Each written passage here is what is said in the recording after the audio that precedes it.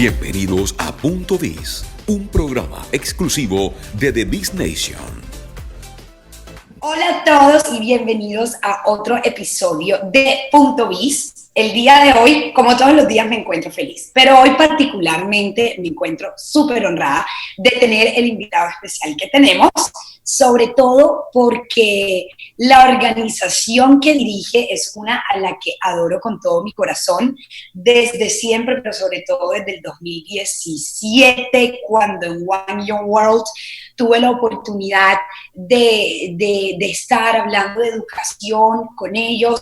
De ahí en adelante han sido un partner súper importante, sobre todo para nuestro Biz Fest, que va a ser, el año que viene, por supuesto, por temas de COVID, en el Movistar Arena. Va a ser un hit, un éxito, y por toda la labor que adelantan para las telecomunicaciones de nuestro país y a través de su fundación, con todas las cosas hermosas que hacen por la educación de este país, mejor dicho, I Love Telefónica.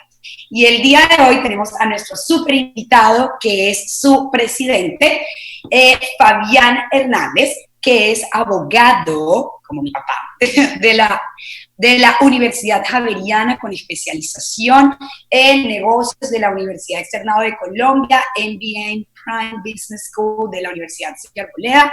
Es un duro con más de 20 años de experiencia en el sector de comunicaciones y servicios públicos. Ocupó la vicepresidencia jurídica de Telefónica, hizo parte del equipo de trabajo en el proceso de capitalización y fusión de la operadora fija y móvil, y actualmente dirige esta maravillosa organización. Fabián, bienvenido a Punto Biz. ¿Cómo estás? Muy bien, muchas gracias por la invitación. De verdad, qué alegría verlos con salud. Y bueno, este espacio realmente es muy importante por toda la historia que tú comentas. Son de esos buenos encuentros de la vida. Me encanta. Bueno, antes de empezar a hablar de lo bueno, tenemos nuestra tradición de hacer el ranking Biz Nation, así para despertar a todo el mundo. Entonces, la dinámica es la siguiente. Yo te voy a dar una letra y vas a tener 30 segundos que voy a contar con mi celular para decirme la mayor cantidad de palabras que se te vengan a la mente con esa letra. Aquí hay ranking y hay todo de todos los que han pasado. Luego te digo en qué puesto quedas, ¿ok? Bueno. ¿Preparado? Preparado. Muy bien. Te voy a dar una letra fácil y te voy a dar la primera palabra y todo. T de Telefónica. Tiempo. Talento, telemedicina, telemetría, telón, telurio, por T, ¿qué más por T? Teletrabajo. Trabajo, más trabajo y trabajo y trabajo y trabajo y trabajo y trabajo, teletrabajo, telepatía, telemedicina, tamal. ¡Tiempo! Coronaste con el tamal porque llegaste ahí a las 10. Eso, 10 palabras. Creo que vas segundo en nuestro ranking. Muy bien, Fabián, excelente. Muy bien. Ok, y ahora sí, empecemos con esto que se pone bueno. Me encantaría saber, con todos estos cambios que ha traído el COVID, ¿cómo está el panorama en el tráfico de conectividad, internet, llamadas, datos, etcétera? Me puedo imaginar, por supuesto, que ha aumentado, ¿verdad?, en los diferentes canales, pero ¿cómo está ese panorama actualmente? Bueno, ahí en temas de redes y de tráfico hay que decir dos cosas. Lo primero es que el tráfico, por obvias razones, se movió. Antes el tráfico en su distribución estaba principalmente, obvio, donde nosotros trabajábamos. Entonces la red tenía la mayor dispersión de su infraestructura, no sé, en los lugares donde cada quien se mueve en los centros empresariales, en los centros de comercio, ahí estaba concentrado el tráfico. Ese tráfico que teníamos ahí se trasladó ahora a las casas. La gente está desde sus casas, conectado, cuidándose, trabajando, educándose, entreteniéndose, bueno, todo lo que estamos haciendo todos ahora desde los hogares. Entonces, ese tráfico pues tiene ahora esa dispersión. En cantidad, obviamente se aumentó por razones obvias, y se ha dado más o menos en la parte móvil en un 15% y en la parte fija en un 40%. Y aquí hay que decir un tema que es bien importante, es desde el punto de vista de conectividad, esta pandemia está redefiniendo el hogar. Y el hogar ya no solamente es un sitio de dormir o de compartir simplemente el fin de semana, sino que ahora tiene una connotación absolutamente distinta, de momentos distintos durante el día, donde estás trabajando, estás estudiando, estás compartiendo. Quizás antes dejaba el momento de entretenimiento al final del día o de descanso al final del día y los fines de semana. Ahora eso se redistribuye durante toda la semana y por eso, digamos, el tráfico en los hogares es realmente fundamental ahora. Y ahí, ¿qué nos ha pasado en cuanto al tráfico, hacia dónde se fue? Lo primero es que casi el 80% del tráfico se está yendo a temas de entretenimiento. Entonces, yo creo que eso es un punto importante de cara pues, a estas plataformas, Netflix, Facebook, bueno, todo lo que pasa. Pero igualmente, hay que decirlo, está creciendo el tráfico de manera importante en las plataformas o en las herramientas colaborativas o en Zoom, en Teams, bueno, en Google Meetings, cualquier tipo de estas plataformas. Entonces está creciendo de manera importante. Y un primer mensaje de esto, además de la dispersión del tráfico, es que yo creo que el país y todos tenemos que pensar es en que ese tráfico tiene que ser, tener un equilibrio, que sea más, no solamente de entretenimiento, sino también que sea mucho más productivo y en eso yo creo que ahí todavía nos queda camino por recorrer. Eso está súper interesante y me puedo imaginar cómo el tráfico de pronto se dispersa en el tráfico productivo, sí, pero hay una cantidad de jóvenes y niños que antes estaban en el colegio, que estaban en las clases, que llegaban a su clase, salían al parque, montaban bicicleta y que hoy, pues, por obvias razones están mayormente en la casa, pero me parece un análisis súper interesante para hacer y esa palabra que tú llamas equilibrio es tan fundamental porque de igual manera todo lo que, o sea, hay que tener un equilibrio como para todo, así como las horas de pantalla, sobre todo yo que tengo tanto contacto con los niños y los jóvenes, es una preocupación grandísima hoy la cantidad de horas de pantalla, porque un niño está en el computador y me da mucha risa, pero esta es una realidad de mi primito, el break, cuando toma un break, entonces pasa el computador al iPad. Y cuando toma otro break, pasa del iPad a la consola de videojuegos y tal. Entonces, ese tema del balance es fundamental. Y bueno, me imagino que va a nivelarse un poco a medida que vaya abriéndose las medidas de distanciamiento social obligatorios. Y hablando de eso, ¿cómo lo ves? En el futuro no muy lejano, el próximo año, los próximos 5 años, ¿qué debería pasar con las telecomunicaciones? ¿Cómo deberían comportarse? ¿Qué pudiéramos esperar? Bueno, yo creo que hay dos cosas. Uno, desafortunadamente en este entorno, creo que este sector ha comprobado ser un sector fundamental para el desarrollo de la sociedad. Simplemente imaginarse uno cómo hubiera sido esta pandemia sin estar conectados y ya yo creo que se pone en valor el aporte que un sector como el nuestro hace a la sociedad. Creo que somos más pertinentes que nunca. Lo que yo creo es que no hay que perder lo avanzado. Lo que ha pasado en estos casi 5 meses, dependiendo de donde uno se encuentre con las medidas, es que el país, las personas, las empresas, los gobiernos se han digitalizado más que lo que se hubieran podido digitalizar en los últimos 5 años. Y yo creo que eso es muy importante para no perderlo, para quedarnos con eso. No podemos perder este nivel de digitalización, de apropiación de las tecnologías y lo que tenemos que aprovechar fuertemente es el para qué. ¿Para qué nos vamos a digitalizar tanto? Yo creo, y como lo dice, digamos, la razón de ser nuestra, la tecnología no es la tecnología por la tecnología tiene sentido en la medida en que nosotros mejoremos con lo que hacemos la calidad de la vida de las personas y nosotros en realidad estamos para conectar la vida de las personas, para este mundo hacerlo mucho más humano. Y esa es nuestra misión. Y hacer el mundo más humano es preocuparnos por todo lo que le interesa ahora a la sociedad. Yo creo que eso es lo que viene. Va a haber un interés muy fuerte en salir de la situación y en los retos que tenemos, desde todo punto de vista, desde el punto de vista de sociedad como tal, de recuperar la actividad económica, y para eso hay que trabajar fuertemente en un tema de productividad digital, y eso es fundamental. Bueno, eso tiene varios capítulos. Hay que trabajar en las personas. Yo creo que el tema de la privacidad y el entorno de los datos recobra de nuevo un valor importantísimo. Tenemos que empoderar de nuevo a todos los usuarios y todos nosotros, tener un poder muy grande de los datos y poderlo administrar como nosotros queramos, saber a qué plataforma lo entregamos, cómo nos están cuidando esos datos. Y el último elemento es confianza. Yo creo que si nosotros tenemos un ecosistema con confianza, pues podemos caminar por esta digitalización y no nos va a dejar atrás. Entonces, lo que viene para este sector es muy bueno, pero siempre y cuando sea para mejorar la calidad de la vida de las personas. Hay unos retos que de hecho era como una de las preguntas, pero creo que ya le has dado una respuesta.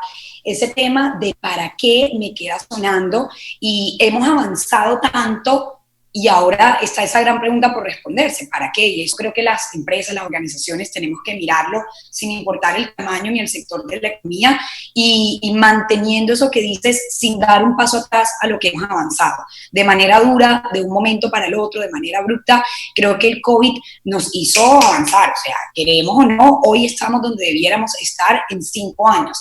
Y eso hay que aprovecharlo, hay que verle la buena cara a esta situación que estamos viviendo.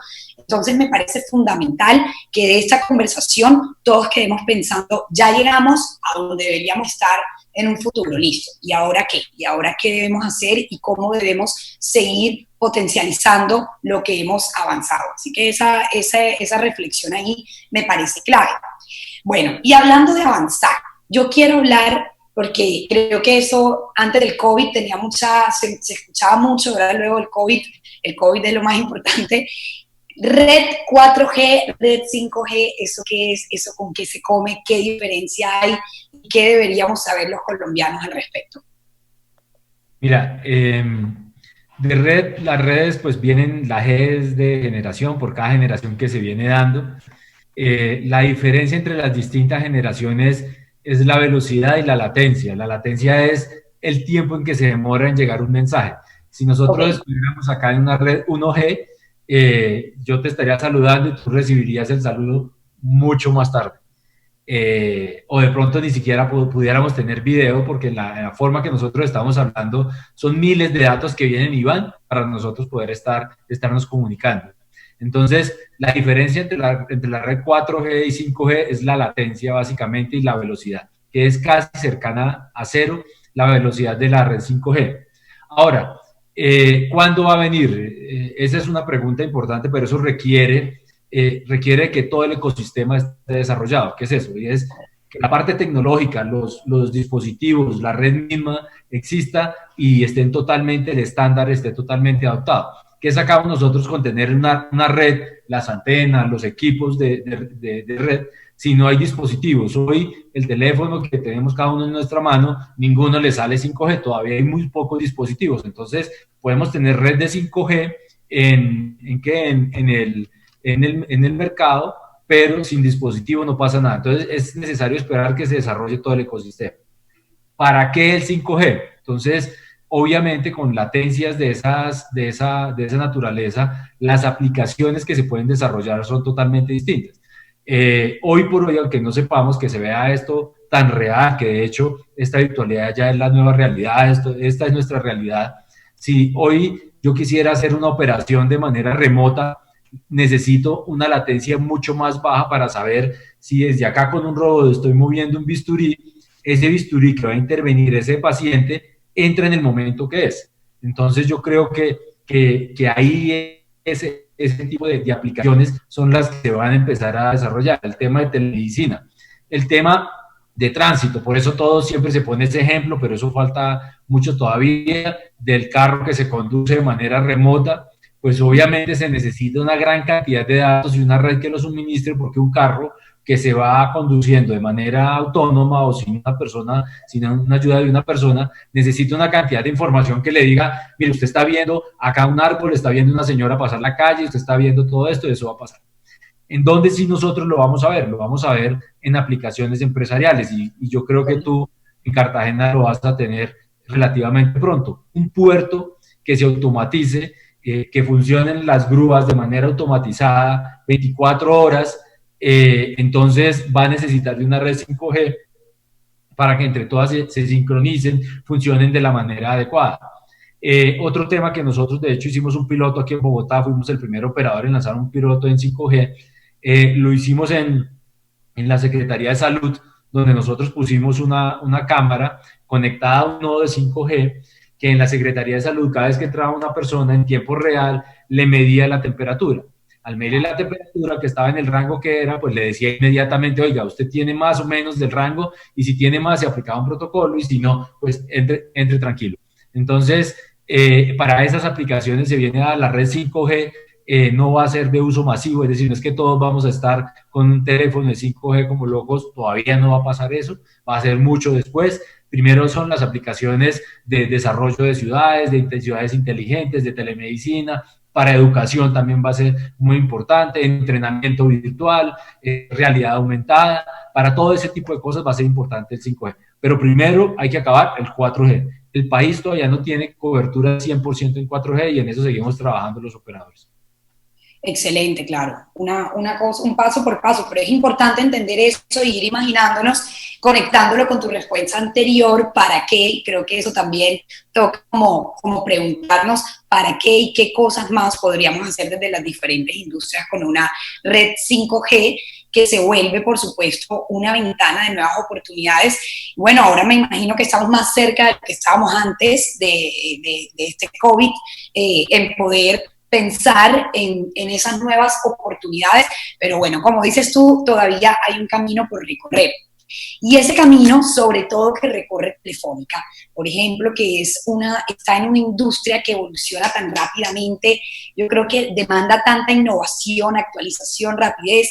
Yo no me imagino lo que fueron ese primer mes de marzo, abril, en términos de ver esos números incrementados exponencialmente inicialmente cuando todos nos quedamos en casa y bueno, definitivamente es una industria que requiere de toda la rapidez al momento de actuar y toda la proactividad.